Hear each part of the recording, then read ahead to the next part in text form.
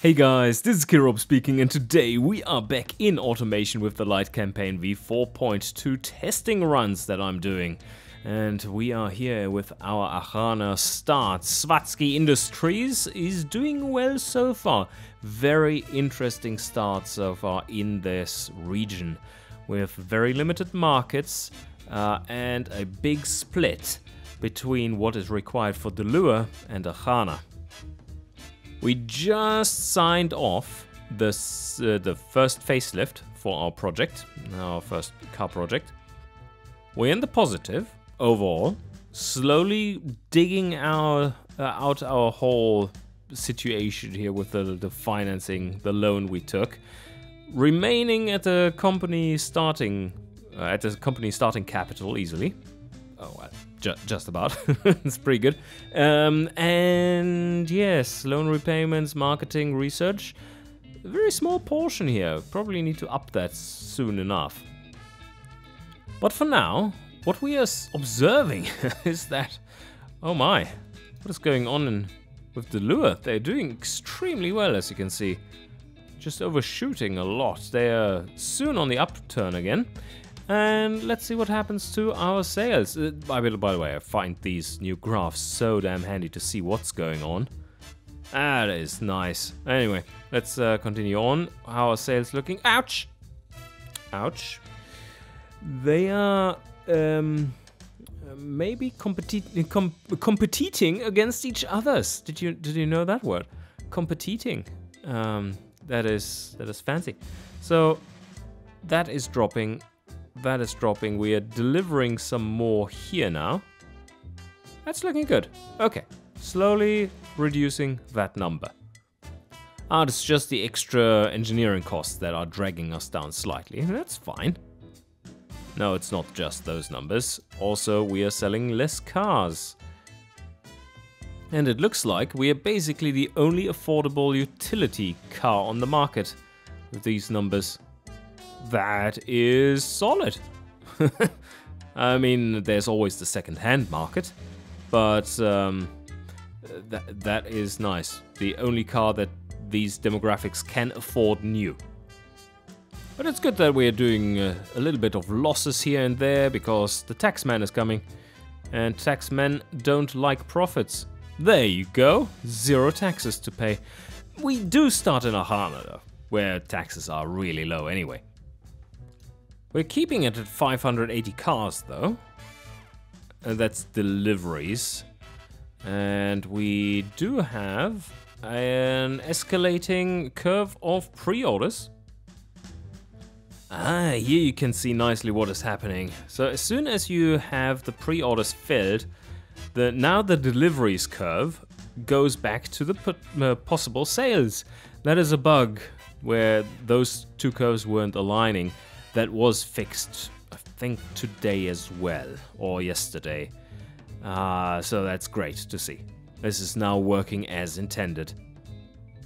And there, by the way, we do have the uptick in the economy. So, one thing that we should consider is maybe buying plots, if we need them. Because we're not going to get them any cheaper than this. Plot costs 24.6, 25 there, 24. Yeah. Let's check it out in Gazmir. 55. Okay. So yeah, these are pretty much dirt cheap. It is a new year, so let's take a look at our marketing efforts and see where they are at. In Delua, 7.7%. Yeah, that's solid. And we're still increasing about 1.5% per year, between 1 and 1.5% a year. I think we don't need much more than this at the moment. That, though, is looking massive. Heavy delivery, light delivery, 3% per year. And I believe we... Oh, no, that's too expensive. Ouch. Or is it? Per month? That's just... No, that's like 10, 20 car sales worth of profit. Should we should we add to that? I mean, long term, that will be very important. Oh, I can do it more easily. You see, I can add comfort instead. That is way cheaper. Can even add 2 comfort. And that gets us in the family segment to 1.36 compared to 1.22 for much more money. Gotta be a little smarter than that, Killer Rob. So, yeah, there you go. Even if we do this is like way better.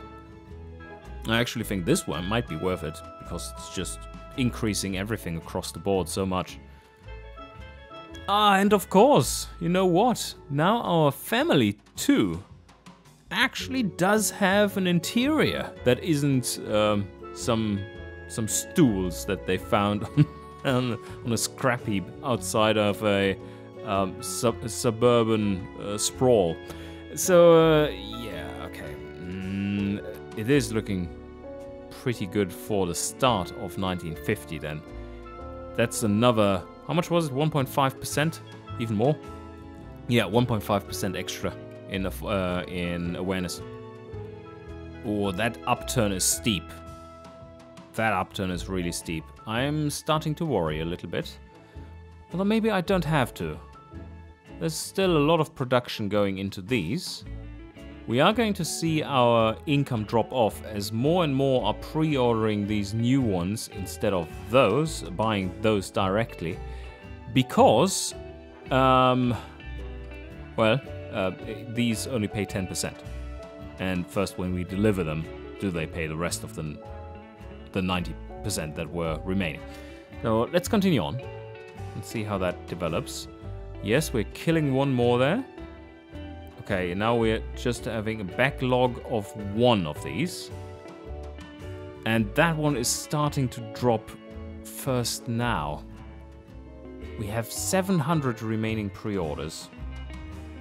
Are we going to fill those in this time, or do I need to stop the ordering of... Yeah, probably. Pause the pre-orders of this one, of the utility. So let's do this, so that we are definitely safe in saying that we can fill those. So there we go. Yeah. Okay.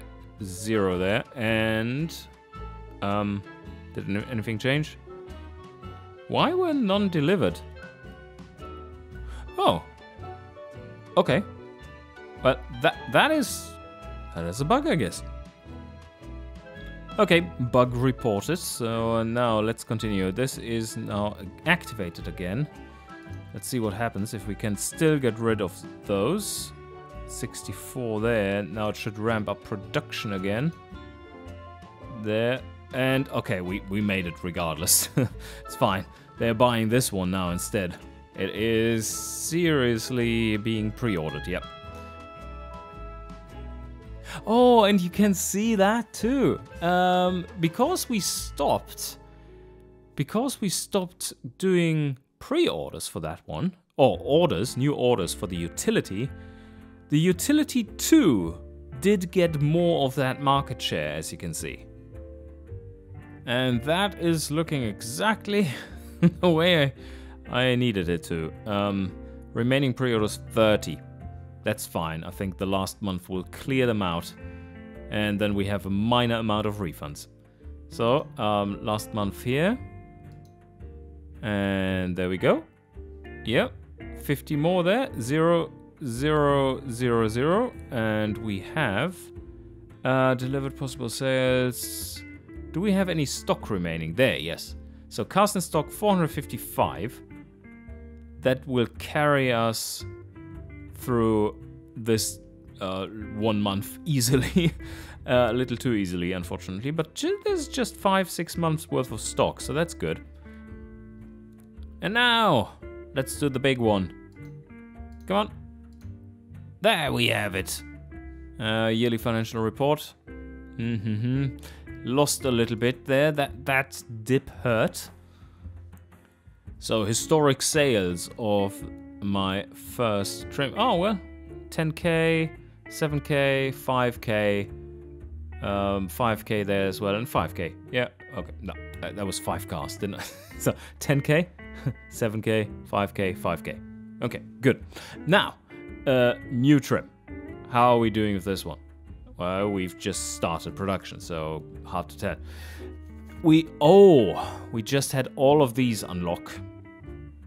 So that's big. Do we want to do another facelift? Or do we want to make a new car? Or maybe both? Okay. What you really can see here as well, now that we have filled the 3-year range of this graph, is how the demand shifted for these cars. See the possible sales number down there, like slowly growing as we gained awareness, primarily. And, oh well, and also it actually becoming available. It was not coming online before. Oh, let's go. Oh yeah, you can go here or toggle full screen. Yeah, that's pretty useful. So to see everything there. We had this nice little curve develop because 3 years back it was there. So it wasn't available fully yet. And then once it was available, like a few months, like 2-3 months before it actually was available, it peaked and then slowly declined. And now towards the end, where the Utility 2, Family 2 and so on, the facelift came online, you see that it started dropping real hard. And that is just because it's being outcompeted by the better cars in our own lineup. So this is all so much more feedback than we ever had in campaign, and this feels really good that you can figure those things out. I don't know if it is clear enough for people to actually figure it out, but at least they have the possibility to do so now. So, going back to the normal view, and let's see what the first month is, and before we pause again. Wow. Okay, that's... Stop! I said pause again. Okay, now we lost the month. These numbers didn't change. Whoops. That means we are selling fewer cars than expected, but it will readjust. Forever inventory. Let's see if that has happened before, that we had forever inventory. So I should keep an eye on that if this is actually a bug or not. But I don't think it is. It's just lower sales than expected. Let's see, 246. We need to check if this number is actually going down. So 246. Well, I don't want... Oh, wow, we sold 1,050 cars there. That's impressive. We're running the car factory at 1.5 shifts because we still have negative stock. Car engine factory is running at 1.1. That's fine. You can see here the building is slowly deteriorating. But in general, especially if you build in the lure, those factories like never die. It's just perfect climate. Oh, and the factory is currently a little limited still for its production. Still missing some workers. Ooh, I think what we do want to do is to start prototyping an engine. And then in 10 months' time, I'm going to start making a new car. Although probably not. Like going for monocoque chassis does require steel presses, and steel presses are horrendously expensive. So I think leather frame it is for now. On the other hand, we are in Ahana, and that would lower our costs to produce cars significantly. Right now they are in a pretty good spot. That can change quickly. This looks like a lower high that is being set, and that points towards a general trend downwards. Oh, the 3 factories were also fixed, so we could actually offset some of our profits by purchasing a new nice medium plot onto which we can put another car factory if we wanted to. But we already have a car factory. You don't just want to double up on them, do you? Let's just see what is going on here, though. How much do these plots cost? Wow, that is cheap. That is so cheap. Okay, I think I do want that. If we buy a medium plot and put a tiny factory on it... Oh man, these tiny factories, they cost too much. Yeah, I would like the opportunity to buy a none size. I should probably put that as a note. Do I want to bite that bullet now? Probably not. We don't need that just yet. Maybe it is more pressing for the factory cancel. Yes. Maybe it's more pressing for the engine, because there we only have a small plot. No, we do have a large or medium plot and just a small 3 on it. Okay, not too bad then. Now then, I don't really need to buy a plot right now, because we don't have the funds to buy a large one. That would be way overshooting. That's lots of opportunity cost. Another thing that I just noted that we should have, maybe I've said that before, but the totals really should be written down. I don't want to do the mental summation of all these and then guess how much is in there. I want 2 figures that are easily comparable. I mean, I do have the difference right there. That is easy. But that could be put into this segment. Maybe that it shows revenue in, like, move these pies slightly to the left and to the right, and then you have something in between here which kind of compares them. Or they could even be shrinking in size, like normalized to the larger. So and scaling by area. So that it's, what would it be? Square root of what you have. And that didn't explain anything, right? So what I meant is that the expenses or revenue are mapped onto the square root of the radius of the pie, because that then will give you the correct feel for them, because it's the area that we see as the total amount, and of course its radius squared is proportional to the radius to the area. So that's why. Anyway, technical details aside, I think that would be pretty good. What I did want to do, though, is check out if we can't prototype an engine, a little quick little prototype of an engine, for a potential new model that we are developing. I have not been in the car museum for a very long time. Let's check these out. So how do you go in here? It's just view car then, or double click, I assume. It's nice to see all their stats.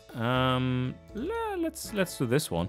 What I wanted to see is their current body age penalties. Just to see desirability penalties. None? Really? Okay.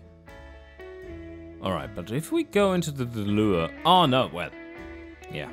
That's the just released one, but we should be able to see some body age penalties appear here somewhere. Oh, that's interesting. There's another bug here. Like, these values have all reset to zero, despite them not being 0. Because look at that, we do have remaining pre-orders like 369, and this one shows just outright 0. So let's see if we can reproduce this. If I now go and save and exit and then reload the game. Yeah, they're still all 0. Okay, so I'm going to save the autosave, put that somewhere else, and now just let it run 1 month, and then we'll figure out if this is... Okay, there they are. There they are. So they don't get recalculated after you do something. Now I want to know what that thing is that we did that set them to 0. Oh, by the way, this is working. Cars in stock, 175. But these seem stuck, don't they? So several little UI issues there. But now, let's see if it was the museum that does it, to set these to 0. Oh, we go in here, and is it enough to just go back out again? No, okay. So let's go in here and now load a car. And now we go back out again? Okay. Yep, now they're 0 again. Okay, easy to reproduce. Okay, that's both of those issues reported. And what did we want to do? Oh yeah, take a look at a potential engine project. Maybe a little larger than this one, so that we can get all the prestige. The Llama! Perfect name for an engine. So what are we aiming for? Something around the 2.5 to 3 liter range, maybe? Not as a V8, that's way too expensive. Not as a boxer either, that's way too fancy. Or is it? I mean, that would be so nice for some family vehicles. It's heavy and stuff, but it's nice and smooth. Yeah, well, let's go for that. What do we want as a maximum capacity? This is the exact opposite of how you should be building box engines. A large bore and short stroke, not the other way around. But 3.5 liters as a maximum, that does sound nice. Can always go lower. Or do we need that much bore? Oh, 3.5 liters is a lot. Let's go with 82 instead. Then up this to, yeah, exactly. 3.2 liters max. And then if we wanted to go with something sporty, we still have 2.2 liters. Very good. Valve train design. Oh, wait a second. We do have a little bit of... Yeah, 2.8% familiarity. That's not great, is it? But we have 0 in box engines. So do we want to continue this on at least a little bit? With the inline 4, we have 6.7%. Nah, it's just a few percentage points. Well, for a family, that is, which is a big engineering ticket, that does matter. But going with this one instead, so deactivate this. And how about it goes for something like really advanced? Something like overhead cam 3 valve. And of course the new aluminium heads, because that is worth, in the early days, was it higher or lower? But around 5 octane, so that's massive. And we do want to add some quality to this, but I don't like what I'm seeing here. That's big numbers, very big numbers. And also cost multiplier is way up there. So maybe we should just go with a 10, even 10% is massive. Oh, let's go with the 0 quality. And just build some really basic shit. Oh yeah, okay, that is pretty bad. There's no really good setup for these in terms of carbs. That's a disadvantage of boxes. They are a bit of a pain in the butt in that regard. So, maybe an inline 6 would be better, because then we at least have a triple as the choice.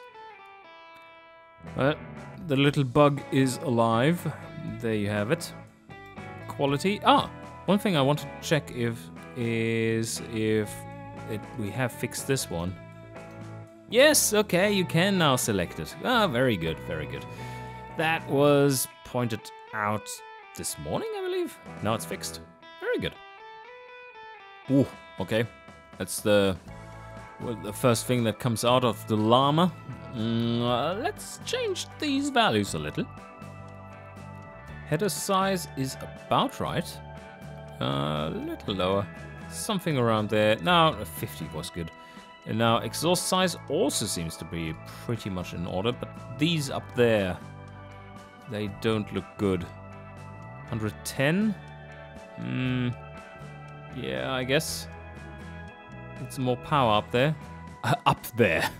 That's 4,000 RPM. That's nothing. And some manifold increase. Oh yes, all the power, please. Ah, just a little thing. This slider isn't hooked up to the before-after kind of mechanic. Or maybe it is, and because we are so damn... Ah, damn it. Because we are so damn low... Yeah, that wouldn't make any change, would it? No, it wouldn't. If we, though, up this one significantly, like this, and then went and changed it... Yeah, okay. Then it... Huh? No, it doesn't have its own category. This is still the change from before. Oh man, that thing can't rev. 4,300. Wow. That is plenty of power, though. Well, that's what I like to see. Definitely more usable than before. And also, I don't think we are making too much... Oh, we might be making too much torque due to the extremely long stroke. Let's see. Yeah, that's too much. 220 and we're at 236. But that is a problem that will get solved. No worries. It's still making a lot of power. It is a big engine of 3.2 liters. But yes, this is looking decent enough.